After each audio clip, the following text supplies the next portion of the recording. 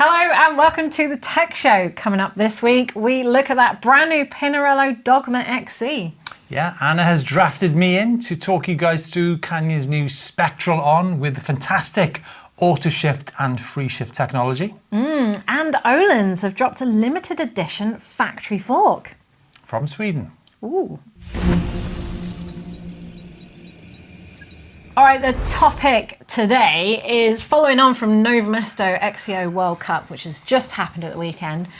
Do check out the highlights on GMBN Racing if you haven't seen it.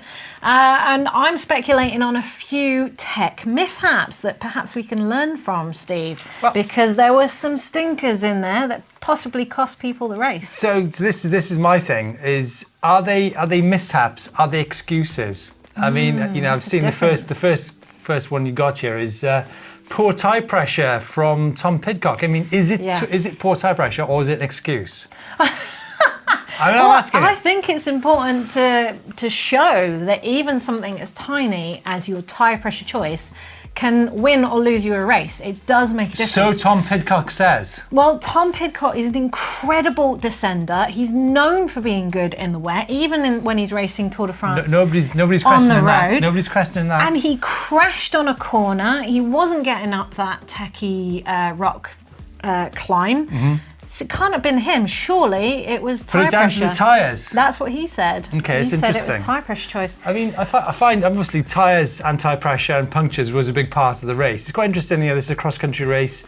I can't remember the last time a World Cup downhill race was lost because of a puncture or tyre pressure. Yeah, and there was actually a lot of punctures. So Evie Richard punctured as well. And that's gutting for her, right? Absolutely gutting. She was leading the race and she had to pull over into the tech, get that swapped over. And I've got to say, hats off to you, Evie. Like, you were calm, professional, just stayed in that pit, waited. And even her wheel got put together wrong a little bit and, the chain wasn't quite aligned and she had to sort that herself. How do those things happen? How do those things happen? It wouldn't happen to you or Dottie, would it? Well, I wouldn't like to say that. I think it's a tough job being a mechanic and under having pressure. To do that under pressure. Yeah, you can't say you'd do any different. But that potentially cost her the race getting that puncture.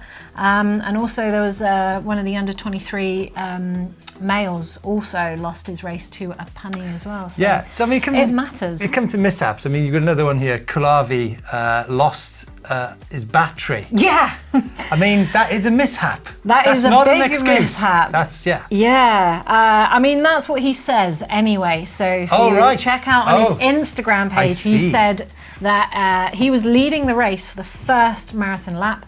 By the second lap, he was nowhere to be found. And according to his Instagram page, they found him down he the lost right. battery. We don't know if he lost charge or whether he actually lost the physical battery or not. Okay. But that was for his derailleur, so that's what he puts it down to. So yeah. Lots of new tech at Nové Město. Yeah. I noticed wider bars. I mean, what is classified as a wider bar? Well, I mean, Schurter's still a big guy. Well, he's not a big guy, but he's bigger than me and he's running 740s. And I think that's about average in the XC world. But we are seeing a lot more wider bars. And was that a tech mishap? Because on the start line, we saw some massive bar clashes. Crikey, it's all going on across country, isn't it? I know, there were some serious crashes. One guy went down and his entire bar slipped out of his stem. And I'm thinking torque and grip pace, guys. That's what we can learn, surely. The bar slipped out of the stem? Out of his stem, yeah. And his wheel was all off. People need to be using torque wrenches. I mean, folks, whatever happens at Lenzheide in a few weeks' time, whatever happens, please do not let the bar slip out of a stem there. I know, right? Crikey. So, that's what we can take from it is tyre pressure is, key. Suspension setup as well. I was looking at Joshua DeBow, who came second in the race, and there was a lovely panning shot, and his suspension was just like that. It was just buttery, like a purring Nick, kitten. can you give us a And there was like this sort of dazzle cam around it, so I'm thinking there's a Manitou dazzle cam. Dazzle camper. I'm thinking Great. There's a prototype sort of hanging around in plain sight. You're familiar with Manitou. Manitou, yeah. Crikey, it's been over 20 years since I first rode Manitou forks, but I think Nick was on a club called Dazzle Camphor on Saturday night. But yeah, new Manitou prototype forks possibly in the pipeline there for sure. Yeah. So what can we learn? Weight versus reliability, I think, is still very much real, whether you're in the World Cup or not. You know, choosing a tyre that can handle a technical descent and climb versus just going for the lightest tyre out on the market can be a mishap. Yeah, I mean, tyre compound, tyre pressure has a huge impact on your speed and on the watts you use, you know, during the race. I mean, I'm a total novice in terms of cross country racing, but yeah, I love the technical side of this cross country. I might watch it a bit more in the future. Yeah, and I would say watch the marathon as well. That was actually really exciting. It's great to have that as an addition, and there was definitely some tech mishaps in there, some broken chains, proving that, you know, even at the pro level, you need a chain breaker Hold on a minute. in your pocket. Punctures, handlebars come out of stems. It's all going off. Broken chains, batteries gone missing. What is going on? I know, me and Doddy need to be there, I think, really, on some kind of neutral service. I don't know. Guys, let me know down in the comments below. Did you watch the racing? Did you think there were some glaring errors that these pros are doing with their tech and their bikes or their setup? Let us know down in the comments below, because we want to see if there's anything we missed. So I was expecting to talk about the the Pinarello Dogma prototype, but I don't need to, because they unveiled the brand new Pinarello Dogma XC at Nové Město. We saw Pauline Ferrand-Prévot take second, and Tom Pidcock has already taken it to victory in cross country and the short track. So check this bike out on screen. We can now take a proper closer look at it. And obviously that interesting part is the bottom bracket area with that sort of double triangle look. Now, apparently this is to optimize the stiffness, and it also allows for more space to accommodate bigger pivots, which is obviously a good thing for durability. They've gone for flex stays as well to minimize the amount of pivots in there, which makes it lighter, but it also means that they don't have to go with any of those linkages down by the bottom bracket, which can, you know, clog up with mud. And so obviously a good thing for wet races like Nové Město. And adjustable geometry, Anna. It looks like 90 or either 90 or 100 on the rear, right? Yeah, so basically you can adjust where the shock mounts, so you can take the 90mm suspension out and put 100mm in, and then you can pair that with either 100 or 120mm forks up front. What's the go-to at cross-country racing these days?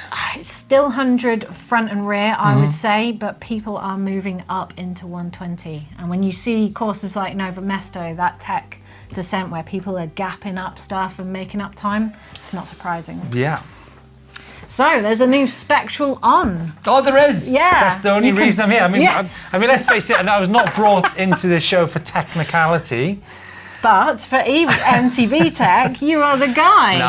No, downhill is my background, not cross country. But thanks for inviting me on to talk about the Canyon Spectral on. Canyon Spectral on, all new bike. Last year it was 150. It's now 160. But I think the big news is an increase in power. It's gone up to 600 watts peak. So obviously the ability, its climbing ability has improved with the Shimano motor. Shimano EP801. Now this means that it now has the Auto Shift or Auto Shift and Free Shift technology, which comes with the Shimano Di2.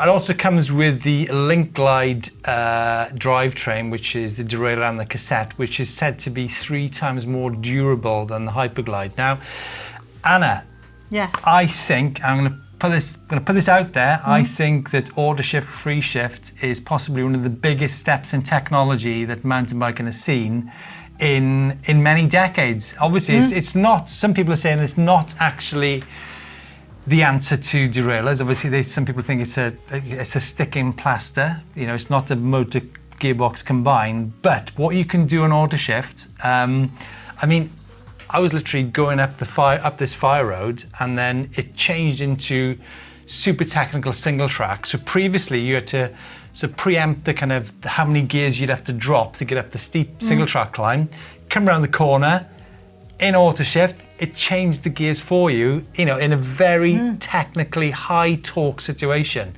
And that's the whole thing, is like, you know, when you put in torque through your legs, you put in, you know, all the kind of the torque from the e-bike motor as well, it puts a lot of strain on the system, but Auto Shift just deals with it. And then I went back and I tried it in manual mode and I couldn't do it as quickly. And also, if you think about it, when you're going to technical climb and you're trying to shift those gears, you're trying to focus on the line and all that, I think it's great. Am I going on too much about e-bikes? No, I can continue. I know you can. That's why it's good to have you on the show. No, I think Auto Shift and Free Shift, brilliant. Whether we'll see that in EDRE or not with racers, I mean, having to not think has got to be faster, surely. I think the emphasis, obviously, to win a power stage at Enduro World Cup comes down to rider weight. You know, a 60 kilo rider who's got good tech skills is always going to beat an 80 kilo rider on an uphill climb. But I think all things being equal, is it motor power? You know, if you're now looking at the Bosch and the Shimano, they're getting closer matched. But Auto Shift, will that give you the edge? I think it just might, you know. Maybe. So Öhlins have released a limited edition fork, and it's yellow. Well, I mean, that's the exciting part, really, isn't it? But check this out on screen. This is the new factory edition, limited only for those sort of factory racing products. But, you know, we saw the Fox was originally orange as a factory product, and then it came through into the market soon after. So are we going to see some yellow forks in the near future? And colour doesn't make a performance advantage. It's just a bit of paint. I know, but I tell you what does make a difference is that they've changed the hydraulic top out function. They've removed the stroke adjuster, so it's more supportive for handling in aggressive situations. And they've got this titanium nitride coating on the crown as well, so giving that sort of raw look. And it just looks delicious. I'm happy. You know, I'm really happy that Öhlins. I mean, I went to Öhlins factory. Crikey, I think I had a beard 8 years ago. Obviously, I come from a motorcycle background. You know, hugely successful in motorcycle, motocross racing, and you know, obviously, kind of road racing as well. But I remember they said 8 years ago that they wouldn't get involved in World Cup racing, or at least they wouldn't pay for their products to be involved in World Cup racing. But now here we are with like Lurk Bruni. He's proven that Öhlins are at the top of the game. And have we not seen some lights and some buttons attached to his forks in the downhill racing recently? So are they mucking around with electronic suspension? Who knows, Probably. eh? But I tell you what, they are mucking around with his colours. Beautiful yellow fork. All right, it's quiz time, Jonesy. It's the moment you've been waiting for, obviously. Are you quizzing me? Or is this a quiz for the... Well, let's see. Actually, yeah, I'm going to quiz you. Oh, no. Do you know what country Öhlins originated from? You know this because you said it earlier. Of course I do. You said it earlier. Don't tell him. When was Öhlins founded? Öhlins. Öhlins. Is that how you say it? I'm saying it wrong. No, it's... And when was the first mountain bike fork released by Öhlins? Okay, it's Bike Cave time, Steve, and this is where we snoop around people's special places. And I've got a special place here in Darlington. Oh, darling. From Tony, and him and his Trek Roscoe reside in what he calls the smallest bike cave ever. Honestly, I don't think that is that small. I think mine is actually smaller. But you've done a really good job of converting your outhouse here into a nice workshop there. I like the DeWalt tools. Oh yeah? I do like, You're into that. Well, I'm You're into that. the power tools, aren't you? Yeah, is that the power tool of choice? Tony. I take my hat off to you in your fantastic selection of hammers.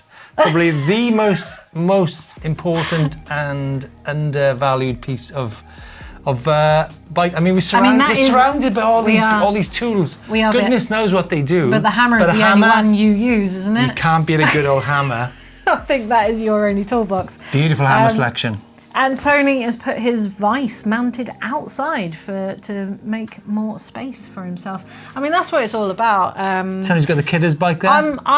Tony, I'm with you. I'm the same. I've got a tiny workshop, and the only time I do maintenance is when it's not raining, and I can put the work stand out on the patio. So yeah, everywhere is a bike cave if you can make it. Tony, nice selection of G clamps as well.